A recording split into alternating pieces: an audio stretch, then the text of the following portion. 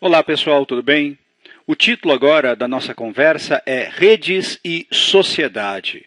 E ele remete a uma das características mais importantes da sociedade contemporânea, que são as telecomunicações, a possibilidade de a gente se comunicar com outras pessoas à distância. É claro que isso aconteceu ao longo do século XX, pelo rádio, pela televisão, pelo cinema, mas nada se compara no que aconteceu basicamente nos últimos 20 anos por causa da internet. Hoje em dia a gente pode dizer que toda a sociedade está cada vez mais conectada por meio dessas redes de comunicação.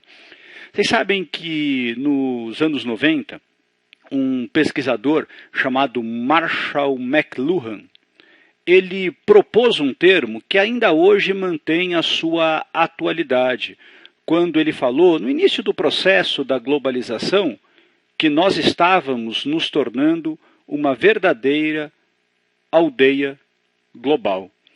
E esse termo aqui, aldeia global, parece ser um pouco contraditório, né? Porque são coisas diferentes. Quando a gente pensa numa aldeia, a gente está pensando numa região específica, a gente está pensando numa província. E quando a gente fala em algo global, a gente está dizendo de alguma coisa que atinge o mundo inteiro. Bom, talvez o que ele queira sugerir é exatamente isso. Na realidade, no mundo contemporâneo, o planeta se tornou uma província. Isso significa dizer que as fronteiras entre as culturas, entre as civilizações, elas se tornaram mais fluidas e houve essa integração, que está ligado, você sabe, a todo esse processo de globalização. É por esse motivo que hoje, cada vez mais, a gente caminha para a consolidação de uma cultura pop, de uma cultura de massas, que é praticamente uma cultura universal. Em todos os lugares do mundo, as pessoas estão praticamente que submetidas à influência dos mesmos meios de comunicação. Para você ter uma ideia, existem 4 ou 5 grandes agências de notícias internacionais que praticamente determinam o que a gente vai ficar sabendo e o que a gente não vai ficar sabendo nessa perspectiva global. É por esse motivo que essa facilidade de informação não tem só o seu aspecto positivo. Querem ver? Vocês conhecem essa imagem aqui? Conhecem esse sujeito? Talvez você já o tenha visto na internet, talvez na televisão.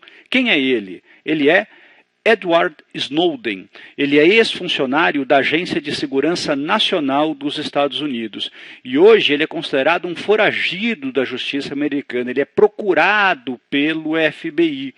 E ele fugiu, ele não está mais nos Estados Unidos. Aliás, ele vive procurando asilo em outros países. E ele foi acusado de divulgar segredos de Estado dos americanos, principalmente ligados a questões de espionagem. O que mostra que a tecnologia tem o seu aspecto negativo, já que os Estados Unidos espionaram diversos chefes de Estado, países do mundo, empresas do mundo. Tudo bem que existe sempre aquele argumento de que isso foi feito para garantir a segurança dos Estados Unidos, que isso foi feito para evitar o terrorismo. Mas será que realmente espionar outras pessoas se valendo da tecnologia é uma postura que a gente pode considerar ética? O que é curioso é que o Snowden, se voltar para os Estados Unidos, ele corre o risco de ter uma pena muito dura, uma pena que pode chegar à prisão perpétua, quiçá até a pena capital, até a pena de morte. O que significa que denunciar uma espionagem talvez seja mais grave do que a própria espionagem. Isso coloca uma questão extremamente complicada do mundo contemporâneo, que é justamente aquela fronteira entre o que deve ficar no nível da privacidade e o que deve se tornar público. É claro que a gente pode dizer que talvez no mundo da internet, no mundo das redes sociais, não exista uma privacidade completa. Tudo acaba se tornando de alguma forma é público, mas existe uma expectativa, digamos assim, de privacidade. Agora, essas fronteiras não muito bem delimitadas, elas muitas vezes criam conflitos. Então, as redes sociais, muitas vezes, elas criam uma ilusão de privacidade e a pessoa não percebe que está tornando a sua vida privada pública. Bom, isso sem considerar a questão do anonimato e tal. Agora, por outro lado, a gente tem que pensar que esse mundo interligado, que essa aldeia global, ela traz também aspectos positivos. Por quê? Porque nesse mundo de internet, todo mundo pode se tornar produtor de informação. Talvez em outra época, as denúncias do Snowden, elas não ficassem tão conhecidas, elas só puderam se espalhar pelo mundo justamente pela tecnologia. A mesma tecnologia usada pelos americanos nessa espionagem. Vocês querem ver aqui uma outra imagem? Talvez vocês se recordem disso, não é? Começo de 2015. Estamos em Paris. Existe um jornal de humor francês chamado Charlie Hebdo, que é um jornal de origem esquerdista tal, e que durante um tempo acabou fazendo algumas sátiras com o profeta do islamismo, o Maomé.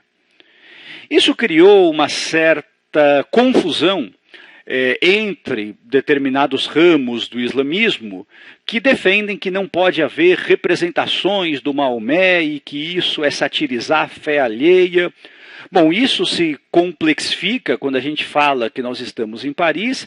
A França hoje tem muitos imigrantes muçulmanos que são vítimas de preconceito, e há quem diga que o Charlie Hebdo, ao atacar,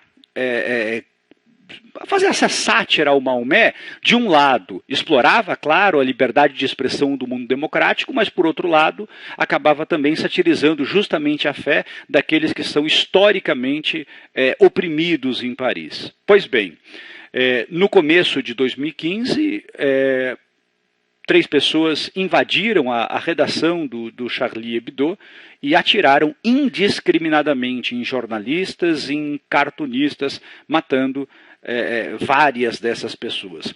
Foi, sem dúvida alguma, um ataque que a gente pode classificar como um ataque terrorista. Sem dúvida alguma, houve uma ameaça à liberdade de expressão, mas que mostra essa complexidade do mundo contemporâneo. Bom, rapidamente se espalhou pelo mundo uma manifestação de apoio a esses cartunistas e contra essa reação completamente descabida. Por mais que alguém ficasse ofendido com uma charge, matar pessoas por isso passa um pouco do limite, e praticamente uma hashtag se espalhou pelo mundo. Opa, deixe-me corrigir aqui, escrever em francês exige algum cuidado, e se espalhou a hashtag Je suis Charlie, que significa eu sou Charlie, dando apoio a esses jornalistas. Aqui você vê então uma manifestação em Paris, em que eles dizem, não é? Nous sommes tous Charlie. Nós todos somos Charlie. Nós somos todos Charlie. O que significa que muitas vezes essas redes sociais podem ser usadas para essas mobilizações, o que mostraria talvez um aspecto mais positivo dessa tal aldeia global.